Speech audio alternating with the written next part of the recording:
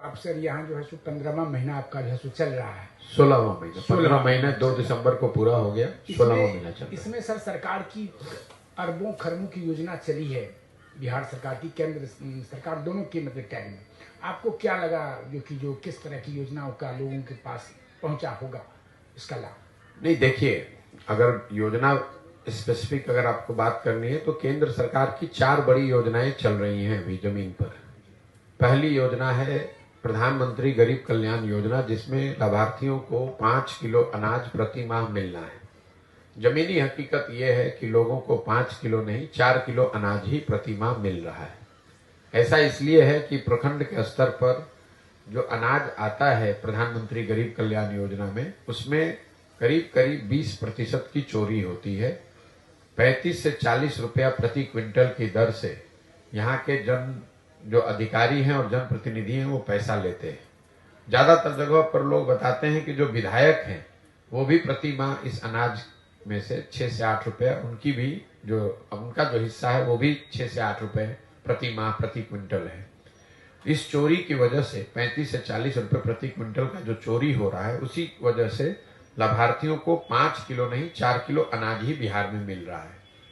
दूसरी जो केंद्र सरकार की बड़ी योजना है वो है आवास योजना, प्रधानमंत्री आवास योजना, जिसको गांव देहात में लोग इंदिरा आवास योजना के नाम से जानते हैं।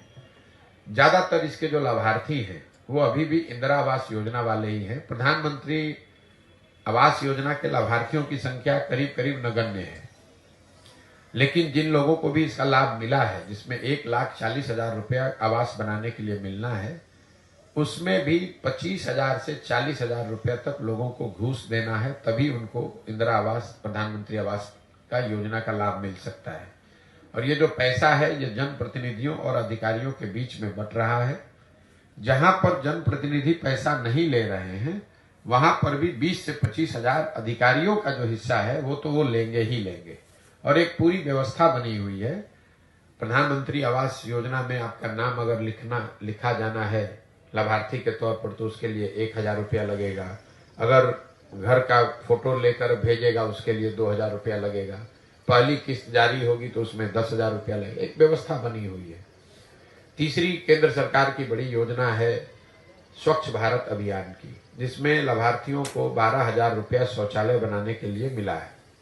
2-3 बरस पहले बिहार के ज्यादातर पंचायतों को ओडीएफ घोषित कर दिया गया। जो जनप्रतिनिधि हैं और अधिकारी हैं उन्होंने लिखकर सर्टिफाई किया कि बिहार में ज्यादातर पंचायत ओडीएफ हो गए।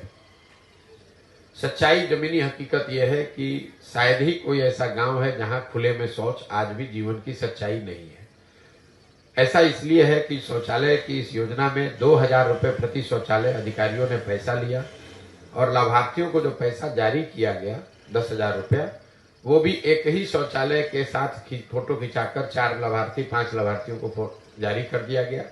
किसी ने इसकी चिंता नहीं की कि एक्चुअली में शौचालय बने कि नहीं, उसका उपयोग हो रहा है कि नहीं। तो ये पूरा ओडीएफ जो है वो कम से कम बिहार में जितने 12 जिलों में मैं गया हूं कंप्लीटली फार्स है।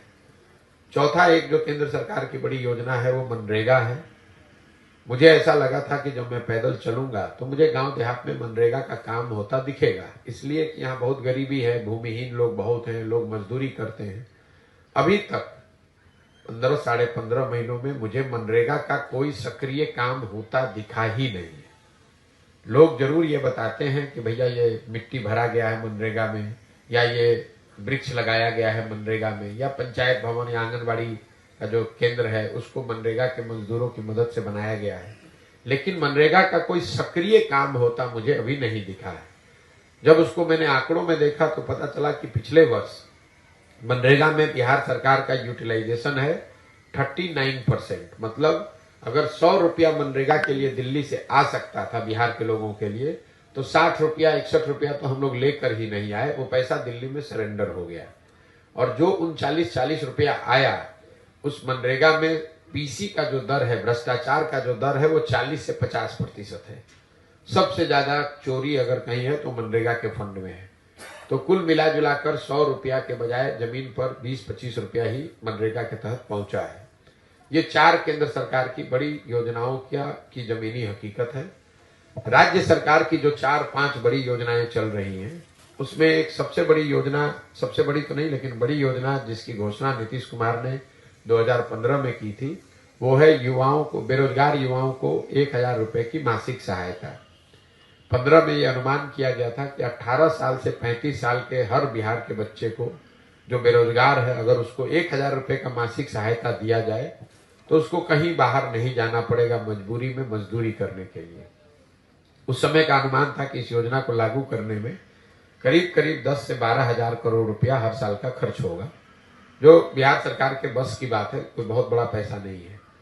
आज तक इस योजना को न शुरू किया गया, न किसी को इसका लाभ मिला, न कोई पत्रकार पूछता है, न कोई हमें आज तक मिला जिसको 1,000 रुपया कभी मिला हो। योजना को शुरू ही नहीं किया गया। दूसरी एक योजना है स्टूडेंट क्रेडिट कार्ड की। ये बिहार में एक अध्ययन कराया था मैंने 2015 में, तो पता चला कि 1/3 से ज्यादा परिवार यहाँ ऐसे हैं जो 12वीं के बाद अपने बच्चों को पढ़ाने की स्थिति में नहीं है। उनकी आर्थिक स्थिति ऐसी नहीं है कि अपने बच्चों को 12वीं के बाद आगे पढ़ा सके। इसलिए योजना बनाई गई कि अगर सरकार की गारंटी पर बैंक से पैसा मिल जाए ताकि लोग आगे की पढ़ाई कर सकें, जब उनको नौकरी मिल जाएगी तो वो पैसा वापस कर देंगे। उस समय का अनुमान था कि इसमें करीब 1,25,00,000 लोगों को इसका लाभ मिलेगा। बिहार सरकार का अपना आंकड़ा बता रहा है कि पिछले 10 वर्षों में 9 लाख बच्चों को ही इसका लाभ मिला है। इस योजना को भी करीब करीब ठंडे बस्ते में डाल दिया गया। तीसरी जो राज्य सरकार की बड़ी योजना है वो है नल जल योजना, जिसकी चर्चा आप लोग खूब करते हैं।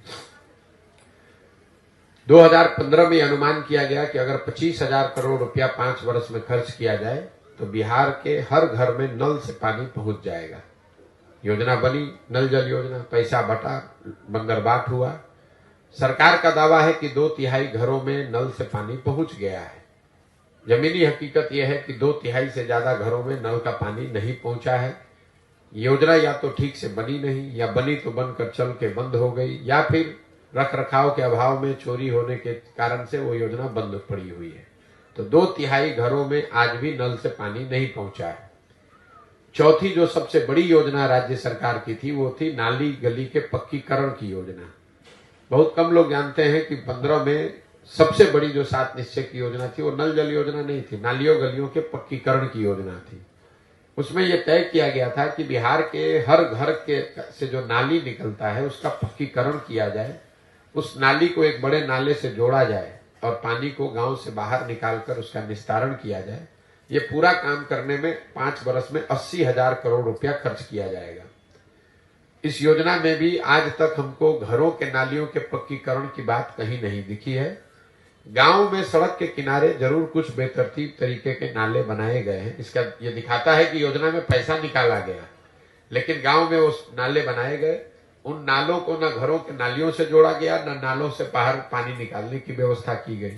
नतीजा ये हुआ है कि ज्यादातर ये नाले जो हैं ये कूड़ेदान बन गए हैं। इस पर भैंस लोग बांधते हैं, गोबर पाते हैं, कूड़ा फेंकते हैं, और ये सब नाले करीब करीब बंद हो गए। इसके अलावा जो यहाँ स्वास्थ्य और शिक्षा की बात है उस पर टिप्पणी करना बेकार है।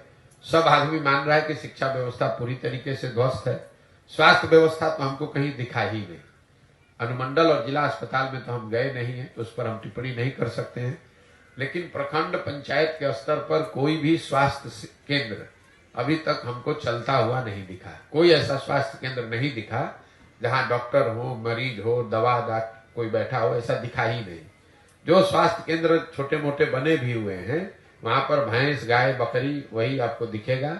स्वास्थ्य सेवाओं के लिए बिहार में ज्यादातर लोग ग्रामीण चिकित्सकों या प्राइवेट सर्विस प्रोवाइडर पर ही आश्रित हैं। सरकार की कोई व्यवस्था कहीं नहीं है। तो मोटे तौर पर ये राज्य सरकार की जो योजना है वो जमीन पर ये मैंने देखा, केंद्र सरकार का मैंने